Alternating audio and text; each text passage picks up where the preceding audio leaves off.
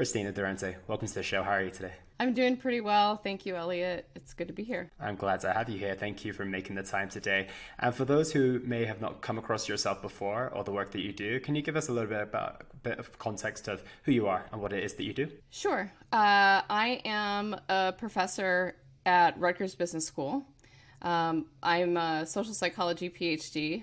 I consider myself an evolutionary psychologist because most of my research, nearly all of it, applies an evolutionary lens to our modern behavior, be that, how we make friends, what we decide to buy, when we're at the store, how we choose partners, how parents figure out how to spend their money on their children.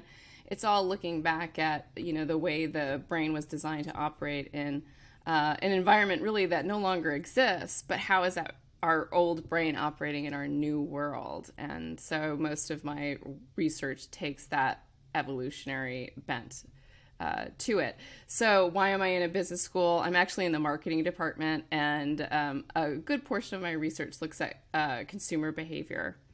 And from an evolutionary lens, actually, and I know we're not here to talk about that, but that's why I'm an evolutionary psychologist in a business school at Rutgers. Perfect. And I feel that those two things go hand in hand. I feel like evolutionary psychology goes hand in hand with just about everything. It's like once you open Pandora's box, you just can't stop looking and can't stop discovering things. It's a super fascinating topic. And funnily enough, we are going to touch on the female trade-off today. But the first question I literally had noted down today was, how do we find a balance between our evolutionary psychology and the world we live in today in 2023? That was literally my first question today. So that's a great big place to start. Okay. So yeah, let's dive in there. Gosh, yeah, that's the big money question. And it's a really overarching, question that doesn't have a really easy answer, because we can learn all that there is to learn about the brain, and we can learn even all there is to learn about evolutionary biology. And it's really hard to walk around day to day remembering what your brain is used to seeing compared to what we're seeing in the world now. Think about the population of people and how closely we live with thousands of others that are strangers, but your brain is categorizing these people as somehow important in your life, and you see them on your phone, and it's just like, it has gotten to be just out of control. We have these adaptations that are freaking out in our brain, and so the question of how do we balance it is one that is of great interest to me. Finding these workarounds that, we just have to be, we have to know about them and then consciously put them into action. Thinking about, okay, this is the kind of temperature fluctuation that my brain and body really like. Let's try to sometimes be cold and sometimes be warm, and these things that we don't want to do, but that our body feels really good when we do it. And then, the maladaptive stuff, a lot of the shopping that we see is just our desire for status going haywire, because it's really hard to find meaning outside of a small group. And, so now we just strive for status on a constant hamster wheel. And then the end result is buying a bunch of stuff you don't need. So anyway, Elliot, that's a really good question. And I think, even, those of us who study this really have to put an effort to make the connection between what our old brains are wanting or seeing in our new world, and how that might be harming our well-being. Do you think that younger children, you're a mum of younger children at the moment, do you think they have an easier time adapting to this than us who are in our 30s, 40s and 50s, just due to the fact that they're kind of born into the world of technology now? Obviously, the way that we express status 20, 30 years ago compared to the way we do today is kind of similar in a way, but also different in a way as well. But do they have a better time at adapting than we do? So that's a really interesting question. And, of course, our brains are kind of stuck. They're not evolved. There's not a lot of selection pressure anymore. I mean, innovation is so amazing. Medicine is what it is. And so, they're still being born with those brains that have proclivities for, feeling safe in certain environments. That's certainly not our social media environment. So I think that still harms children, and they're still processing it in ways that their brains can't comprehend. But when it comes to and maybe we'll get into this, the idea of, social norms that become so ingrained in the way we live our lives culturally. We have brains that are wired to shift toward what everybody else is doing. That's one big, powerful tool of influence is social proof and consensus. And so if we can shift the social norms, we might be able to shift some of the pressure, for example, off women and building wealth and stuff like this. And I think maybe the younger generation is, they're kind of breaking free of that a little bit more maybe than some older generation. So it's just a matter of like, in that way, I think that they are freer than maybe we are, where we're so conditioned to, listen to the way that things always were. And I think women put a lot of pressure on themselves. And I'm hopeful that in my daughter, she's 12, when she gets older, that, that there will be more mindfulness of, a balance between, I guess, what we might talk about, which is career and family, and having, and my son having, an awareness of wanting to also uphold that balance should he get married and have kids. Absolutely. I think that's a fair observation. And then the next generation is going to be the one who really plays all this out and see how it works in reality. And I hope for the best for them. And on that note as well, you mentioned that we might touch on career, relationships, and the potential imbalance we see between the both of those. And I think a large portion of your work is dedicated to that, females feeling like they need to have just about everything. They need to have a super successful career, they need to have the family, need to be able to run all of these things at once. And there seems to be a fair imbalance and a conflict and a contrast between the two. Can you touch on that a little bit more for those who maybe have experience of that, but maybe haven't heard about it too much, both from a male perspective and also from a female who's maybe just too busy living it to even realize that it's an issue? Yeah, there's been some research that shows that women have more life goals than men. So, many women, so anytime, just to preface, anytime we talk about behavior, we're thinking about a bell curve. So this might not apply. It's not a blanket statement. It's just on average, many women desire a family, desire partnership and, children, and want to be contributing at a high level to the care of those children. And many women also want to pursue their passions and build a career for themselves and build wealth for themselves. So, when those, kind of come together, because it's really hard to work on your career and succeed there and also succeed in being, a caregiver at home. And this is when we see this, sort of trade-off that women, face, where it's like, it's not even really, it's like, it's a trade-off that's faced by women that's not faced by men nearly as much. And it's more of an internal conflict of feeling guilty about putting briefcase over baby or baby over briefcase. Internally, this creates a lot of pressure, within women on themselves, and a lot of feeling guilty. And so, that's really what happens for many women, especially as they're, climbing, their ladder during their career. And then when they get married and have a family, they feel pressure to invest there too. And we live in a society that values nurturance in women, warmth, competence, sure too, but we value it more in women than we do in men. And we don't necessarily value as much in women competitive assertiveness, aggression, which is some of what it takes to move up corporately.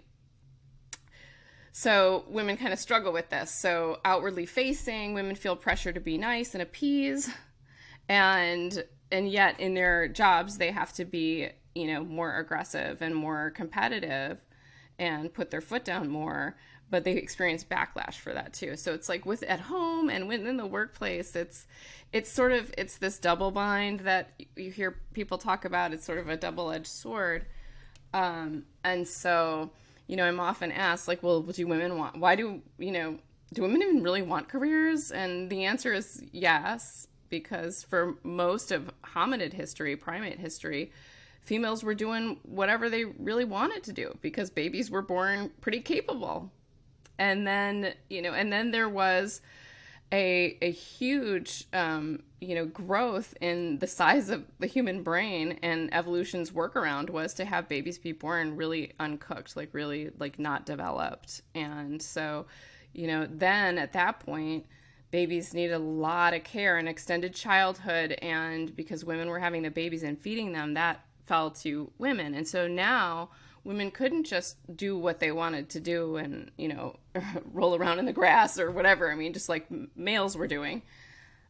Females now were more tethered to a home base. But and also, this drove the evolution of women, women being more nurturing and more empathetic. And I should probably say, females. So because we're talking about, this is 1 million years old where babies began to be born early, just so that big brain could grow and babies could be born, and women still be able to walk, give birth to them. Anyway, but that part of the brain where women do feel more empathy and are able to, wanting to care for the baby. So this is evolutionary, very beneficial. So you don't kill a baby or hurt a baby. You just want to protect it.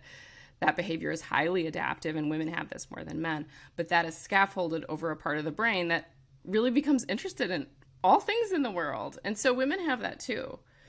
And they also have the desire to, want to be a primary caregiver to a kid. So these two things really internally create some psychological conflict for women. So that's part of it. Yeah, I can absolutely imagine. And when reflecting on this, I was trying to think of course, we all know that these modern situations come from our past, right? The woman would stay home, someone has to give birth to the child, and someone has to potentially go out and hunt for food or go to war, whatever that might be. But when you look at it, and I was thinking, okay, well, is this down to the fact that we're just continuing with the way that we have been? But at the same time, is it an outdated problem, or is it our current reality in terms of our thoughts? Because when you ask a man, do you want a breadwinning wife or girlfriend? The answer to that question, I would say 9 times out of 10 is no. And when you ask a woman, and you look at hypergamy, and you ask a woman, do you want a stay-at-home dad? Most of the time, again, 9 out of 10, the answer is also no. So it's like, are we stuck in the past in the sense of not updating our reality because that's all the way it's always been? Or does it still have some practicality and reality? I think we're still stuck, just like we're, like we were talking about with the old brains, I think we still are. That's another piece of this entire problem. As women move up the corporate ladder, it doesn't open up a pool of husbands that they're interested in who can shore up the housework or care work at home. It not only does the pool not grow, it shrinks, and along with that is, women's interest in, men who are making less than them and staying at home. So just like you said, there's a problem. Like, hypergamy has been, in place culturally for a while.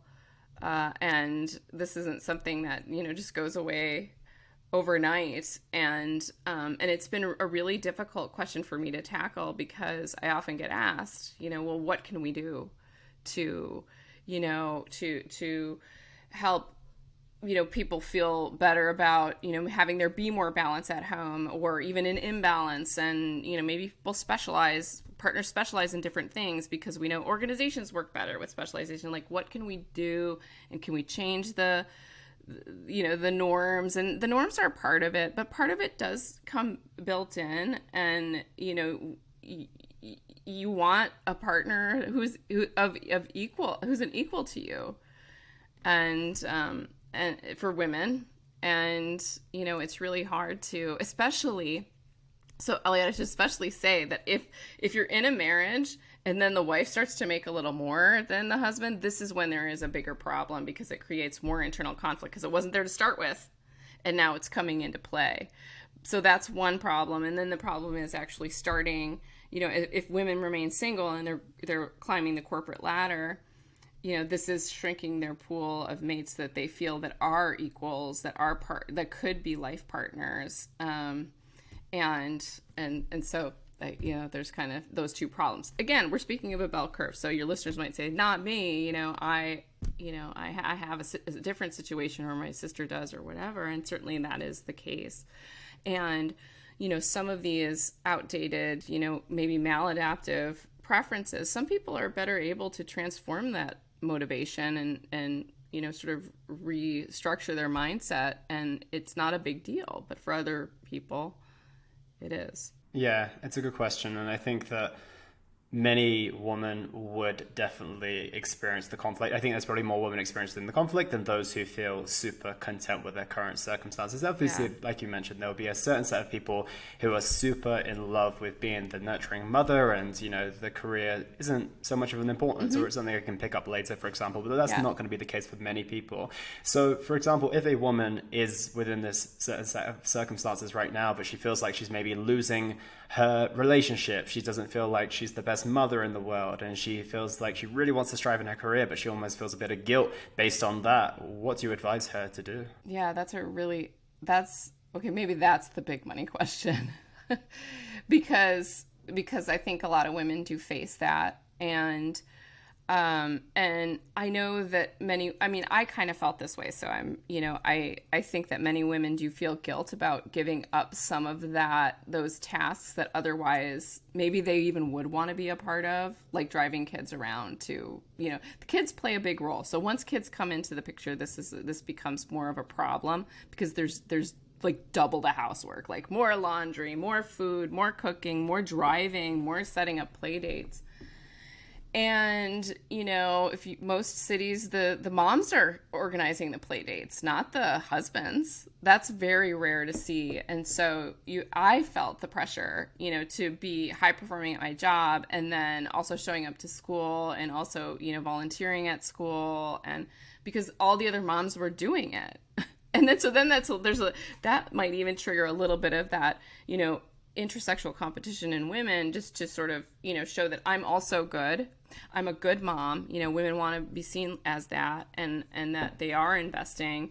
The last thing, women want to do is spur the gossip that goes around with other women. Like, oh, did you see? And it's very, undetectable. Like, I feel so bad for Kristina. She never has enough time. She's so busy that I always have to get Lucy after school or whatever.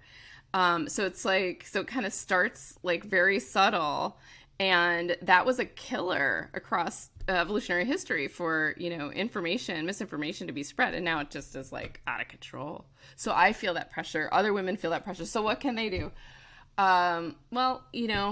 Be mindful of who you keep close to you in your social network. Try to, really find that, workaround of talking to yourself about, like, it's okay that Susan thinks this, it's okay. Outsource. I try to outsource as much as possible. And if I really feel like I have to be there at school, then groceries are getting delivered that week and we're doing takeout. I'm not cooking, or, laundry's going to pile up, or I'm hiring my dog walker because I can't, something off your plate.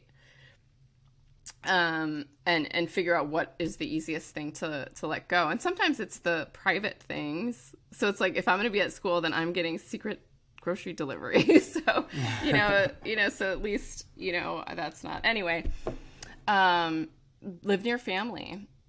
That's a big one. And I don't, unfortunately, my family lives in 1,000 miles away from me, but I think about that a lot, because if I had my sisters and my mom close to me, then this would make, my work-life balance so much easier. And the research actually shows that people are more satisfied with their life if they live closer to their family. And so, I think that's a big part of it, is more hands on deck. Yeah, I couldn't agree more. I was about to literally mention that before. Do you think a large part of this problem is contributed to the fact that we don't live close to our families anymore? Like you said, you're an example of being 1,000 miles away. I'm currently in Mexico. My family live in the UK. It's like, we don't live by anymore. Whereas that was a very, very normal part of, growing up and having your children, then having your kid's grandmother there, and then an auntie and an uncle who were all within a 5-mile radius. this. And you might think this problem might not be such a challenge if it was like a shared responsibility of bringing up the children as a unit versus just two parents in a household, right? Right. Yeah, exactly.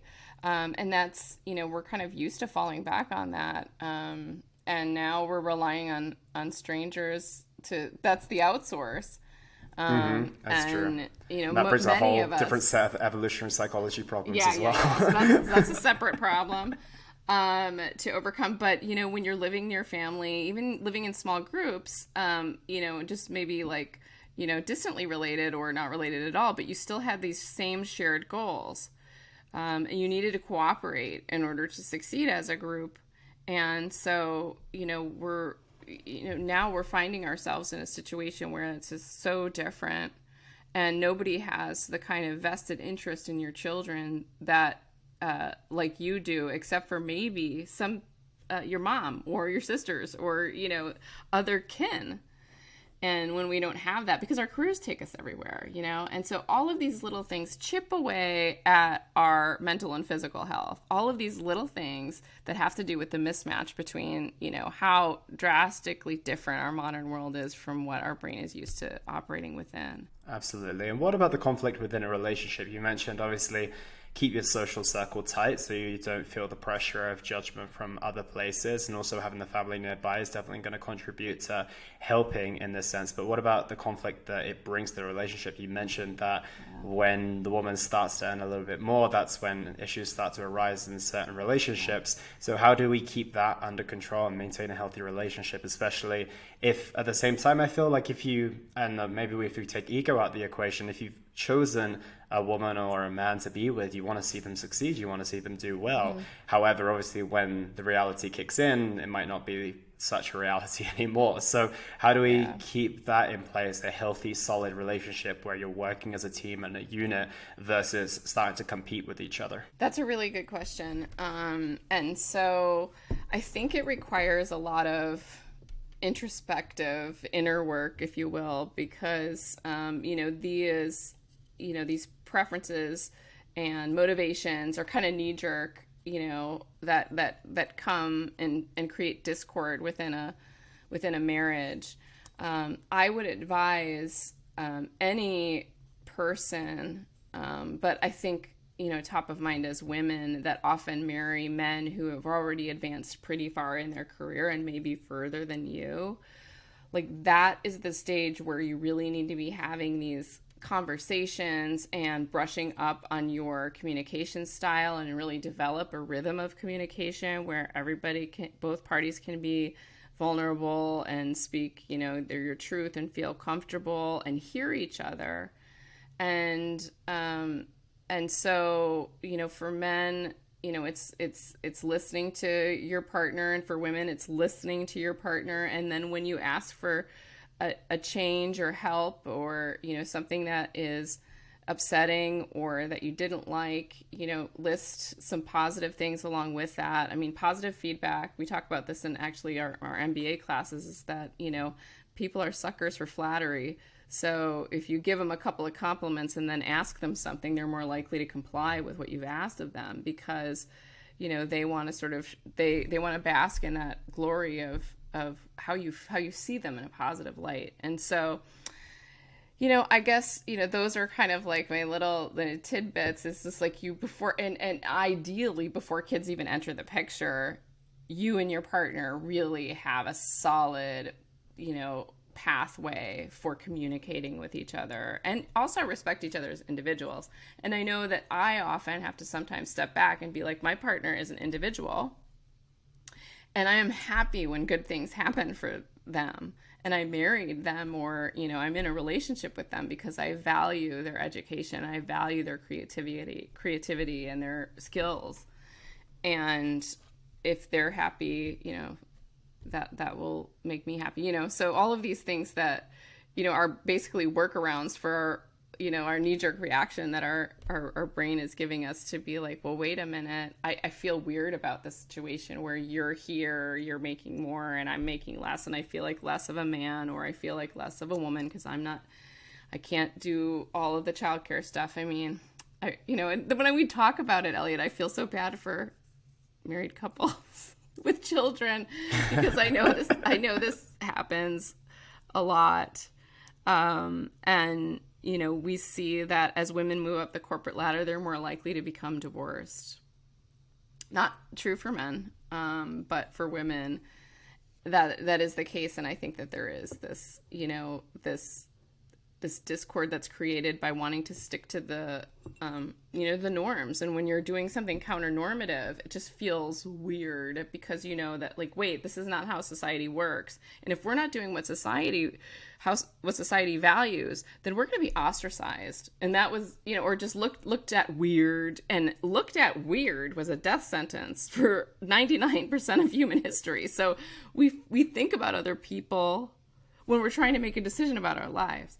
So, you know, all of these things kind of like snowball. But yeah, I guess just communication, just to be aware of all of these things, honestly, it really helps.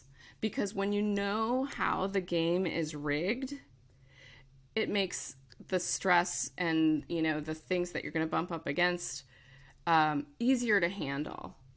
Because you recognize, okay, I'm feeling this, and I know that this is why. Let's see if I can work through this feeling. Absolutely. And we're speaking a lot about people who are currently in relationships or marriages, for example. Do you think a large part of it as well is maybe having an honest reflection with yourself, maybe bringing out your journal and starting to think about partner selection as well?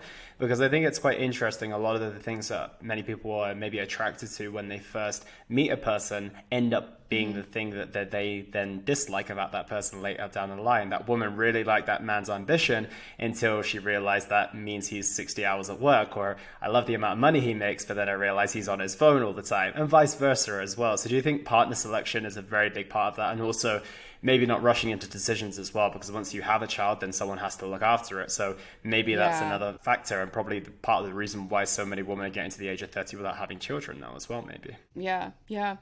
I mean, I think women should stay single until they find a partner who is all in, fully 100% committed to equity, if, you know, if that is what they're looking for. And you know, I don't know, it took me a long time to figure out, you know, exactly what my ideal mate would look like, because it was that trial and error, like, you know, selecting for one trait and then realizing that if you take this benefit, there's going to be this cost.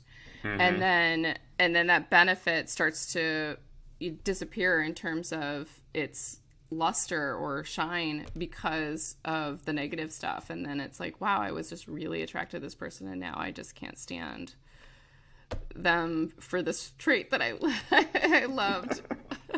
I think we've all kind of like experienced that, or you know, heard about others that have experienced that. So you know, it does take maybe some trial and error, figuring out, you know, okay, that didn't work out, so maybe how can I find a middle ground, or maybe it's, you know, something else, or I don't know. But yeah, being mindful of, you know, what you need in a partner, and maybe it is journaling about, you know, what are your, you know, must-haves, and then thinking about, like, do those must-haves come with anything that, you know, are they correlated or associated with any trait that would be something I wouldn't be able to deal with? Like, yeah, you have this like high pressure job, but you're never around.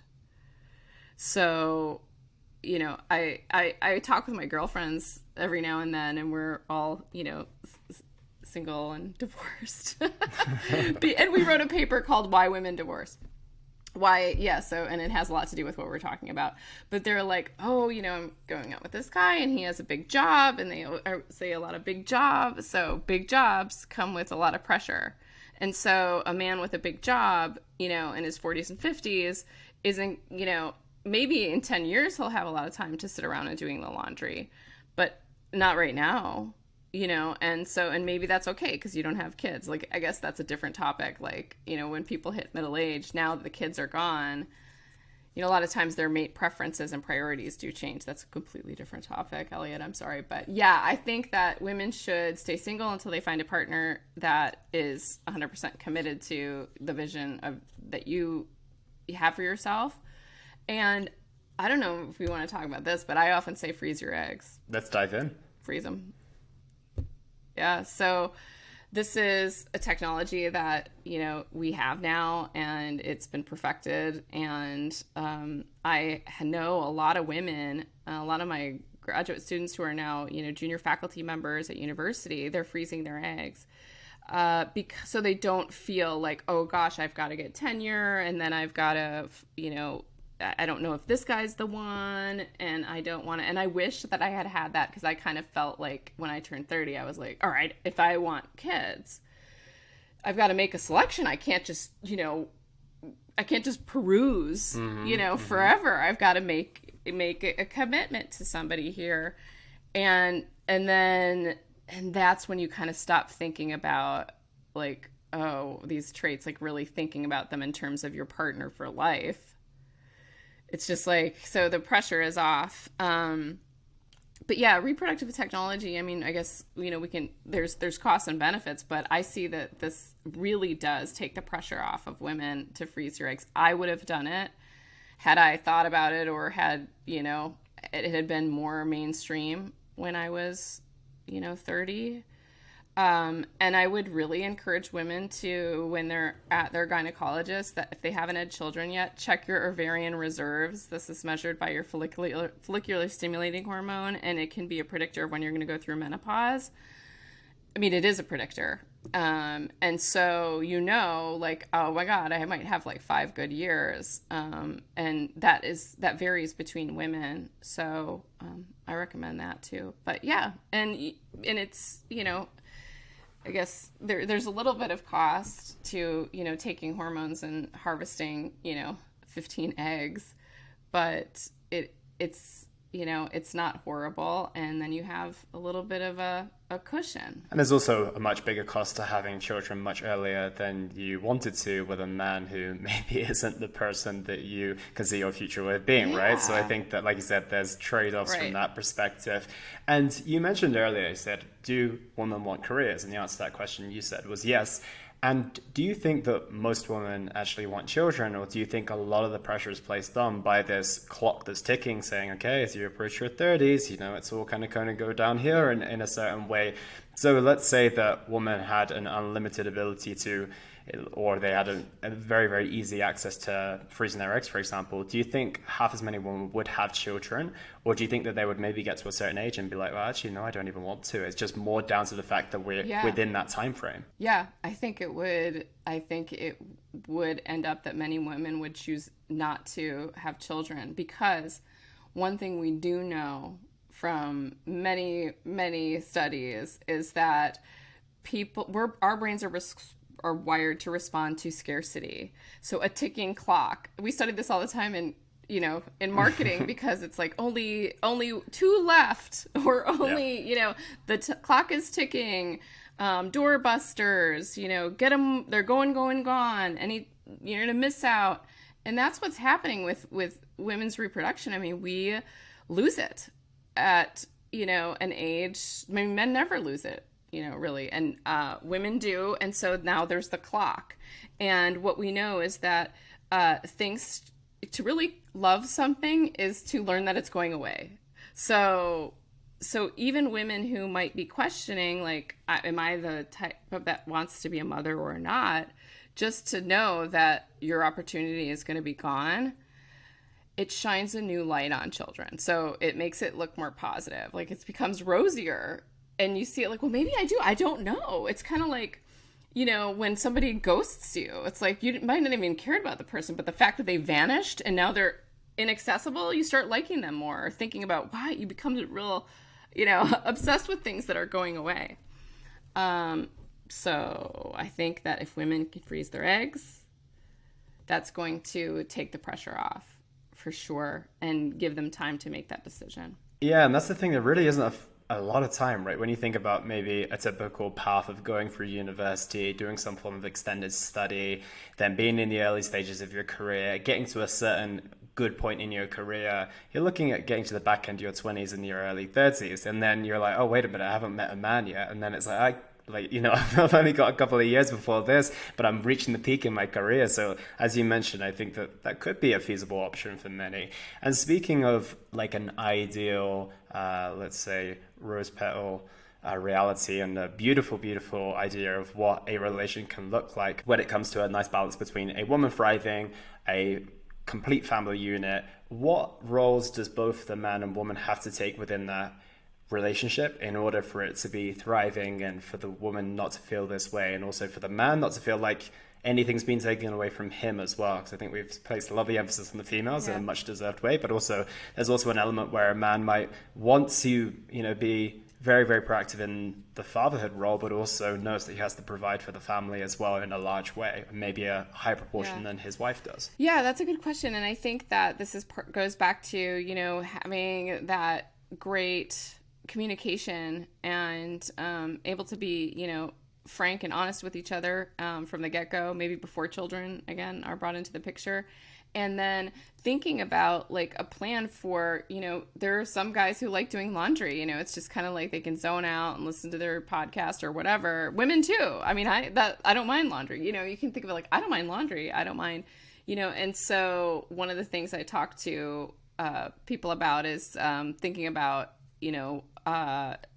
organize, like having partners specialize in certain things, over others. And then if there's like one thing like, oh, but I'll never clean the bathroom, and well, I'm not going to clean the bathroom, then either trade off or hire someone to clean the bathroom if you can, and sometimes, highly educated, dual income Western couples can find the means to have that happen. But yeah, it's, it's tough, but again, like the only thing that can happen really is just to communicate with each other. And there was a piece of research on, what do stay-at-home dads, so these are men who are full-time stay-at-home dads, what do they spend their time at home doing?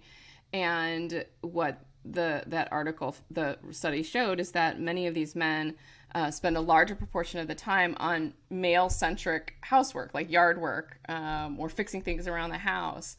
And so that kind of like takes priority. And then if they get to the laundry or the dishes, that would be secondary. And what often happens is that that other housework is left for the women. So what that means is that, the communication has to be there.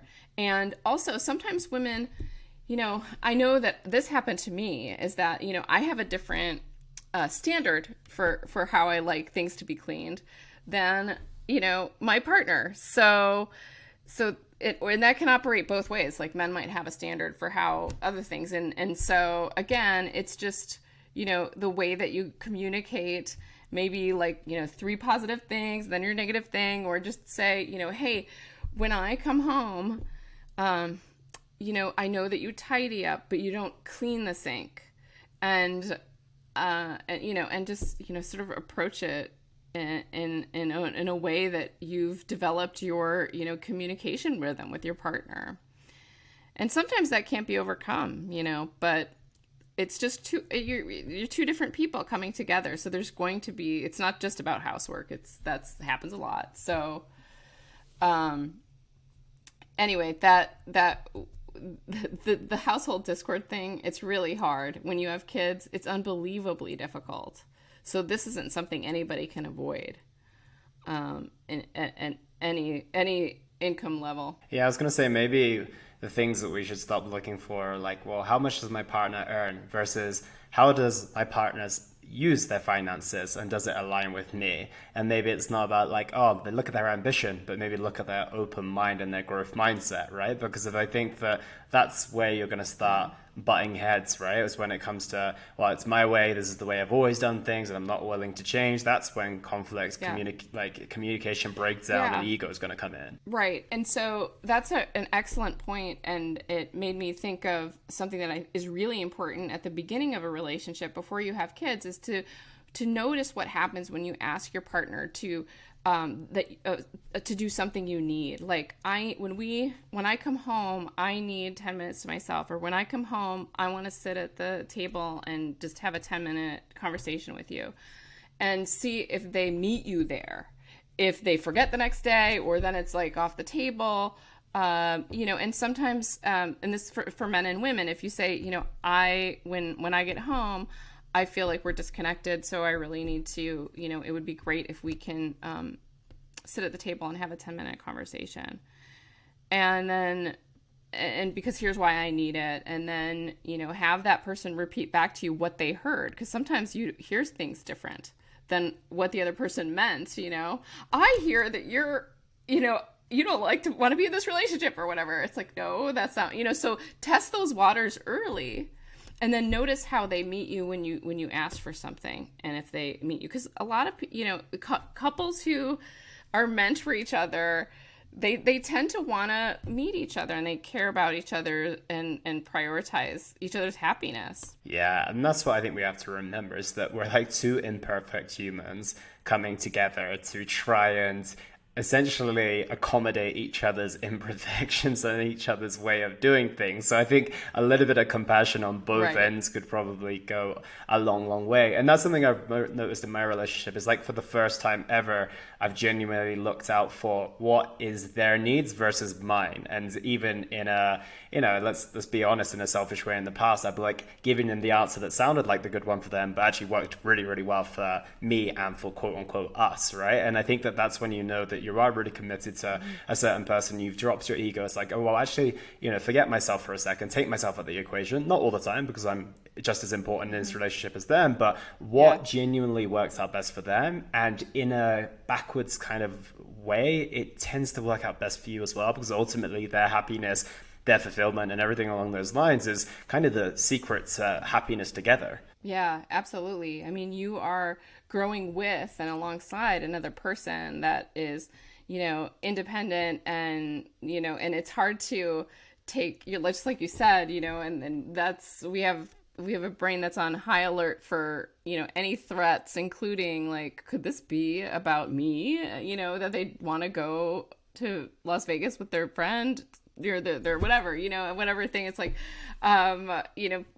and I think especially a young age, was we're trying to figure out like what's a threat in a relationship and what isn't, and how, really, to be in a relationship, honestly, it all comes down to, you need to be self-assured. You need to do a lot of work on yourself and loving yourself, and then being able to before you're able to apply that to another person. Yeah, I could not agree more with that. So, yeah. No, I truly could. As you mentioned, like, the work needs to be done first, because I think even more challenging these days is the fact that technology, modern dating, and all these different types of things mean that kind of we can end up in the relationship that we could be very happy in, but we're almost more emotionally traumatized along the way, because of, like you said, there wasn't really the ability to be ghosted if you dated the person in the same town. But now if they're on Tinder on the other side of the world, then it's pretty easy to get ghosted, and it's pretty easy to go through these experiences. So, potentially both sets of couple, the individuals come to the relationship with even lower self-esteem than they might have done in the past. So as you mentioned, there's a lot of like having a compassion, being willing to work on the fact that you're both imperfect and you're coming together, but at the same time, you are your own responsibility. But that's another topic in itself. But speaking of other topics as well, you mentioned that your most recent book and your research is done on kind of the gap between where we stand from an evolutionary psychology standpoint and our old brains versus our modern reality. What has been some of the things that have surprised you since you've gone down the route of looking into this and the research that you've done? Well, you just mentioned something that really was an aha moment for me, because we are coming into relationships like completely traumatized by the social world that we live in. So our social world is the mega predator. We don't have wild boars chasing us anymore, but we do have our social world that has gone, in, as far as our brain is concerned, absolutely haywire. Because, like you said, to be ghosted, that was a death sentence. That's abandonment. And that's how your brain is seeing it, even though it's just like, I'm not going to return this text. At some level, that is an abandoning situation, and it sends your body into a state of stress, red alert, And so if we're perpetually having these disappointments, and it's mathematically impossible to avoid it because we are encountering so many people, that, you are building up these little like mini traumas just by people rejecting you. And you come in like so traumatized and like with PTSD, you know, I that's one of the things I talk about in the book is that a lot of young people are displaying the same kind of symptoms as, you know, veterans of war with PTSD, post-traumatic stress disorder from war, without ever having seen traumatic violence. But we've seen traumatic social emotional violence, if you will. And so a lot of that has to come with like people just deciding that they're going to not ever contact us again. You know, anyway, I thought about this. So that's part of what I'm writing about. And one of the big themes of what I'm looking at is the devastating effects of our social world, particularly, you know, for our young people, social media. So when you asked about young people, I was like, this is a group of kids that is skyrocketing in terms of deficits in mental health. And what the data seem to show is that the biggest predictor is social media use, which they all do, you know, TikTok. I mean, they're on their phones all the time. This is just like metastasized our social, you know, network, and these developing brains are trying to figure out where they stand. This is a time where our brain is a sponge when we're a kid, and we're getting an idea of what's my environment like? How do I have to adapt my behavior? Because if you think about it, thousands of years ago, you know, your environment was, okay, this is where we live. This is our like small village, and we might be nomadic, but we don't go very far. And we see people who are pretty similar to us. And if you see somebody different from you, that's a threat. That's an enemy. And you know, you're picking up on all these little cues, but now it's like, hey, what's my social world like? Oh my God, everybody hates me. I mean, that's the modern equivalent. And you're like, damn, because you hang your hat on the everybody hating you, even if it's like, you know, 3 haters and 10 people who love you.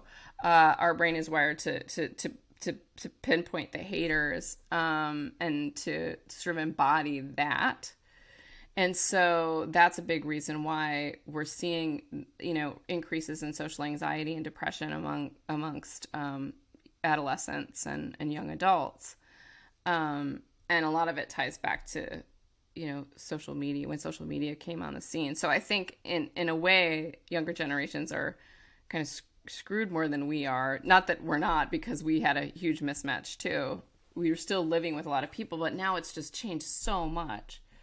It's like too much. So anyway, I what you said there was like, I need to think about what you said more, because that's something we got to keep in mind. We're coming together in any relationship with another human who's been through the ringer and has a lot of, you know, triggers. Absolutely. And then you got to learn about those triggers, and then you've got to make them feel safe, and, you know, and being able to move forward in the relationship, feeling safe when those triggers come up. Yeah, and to expand on that point even more, now you've said it, you've made me think about my own thought even more, is that, you know, imagine how many relationships you might have encountered in an intimate setting maybe 50, 60 years ago, before technology was really existing. Maybe you dated a couple of people in your high school, you met 1 or 2 people in college and university, but then you kind of found your match maybe, let's say, between 1 and 5 people later. Imagine if you don't get into a long-term relationship until you're 29, 30. There's a chance that you could have been in some form of intimate relationship with anywhere from 1 to 1,000 people, to be completely honest, which is just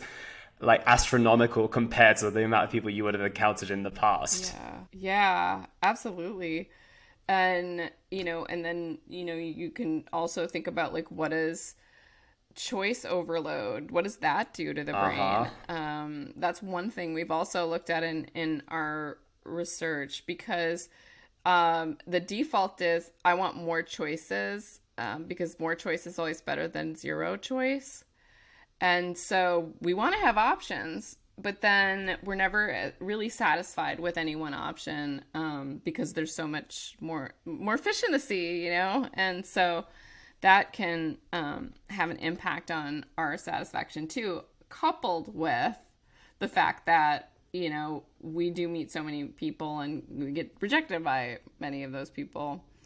But I don't know if this is what your point was going to be. It's like, well, were we more satisfied before social media and before like meeting 1,000 people instead of just 5? Yeah, from my perspective, it was more down the route of the emotional traumatization, right? It's like, well, imagine how many people that you've gone through, like clearly they didn't end up being your partner. So maybe some of those interactions were fantastic, but I'm willing to bet that 90% weren't, and you maybe had 10% of like some good memories, but 90% of them were not. So it's like, okay, well, and also imagine like we kind of know that maybe men are going to, like a certain percentage of men are going to have access to a certain percentage of women based on the studies and hypergamy and all that type of stuff. So it almost feels like, let's say all the quote unquote chads in the world, right? Like the amount of emotional traumatization they're doing to all the women who are then eventually meeting their partner. So that was more my perspective. It's like, okay, well, you only had to go through 3 or 4 breakups before, but maybe now you've gone through 20 to 50 breakups before you actually finally found your match. Yeah. And I just don't think we're built for that. I don't think we're built for that much rejection, honestly. No.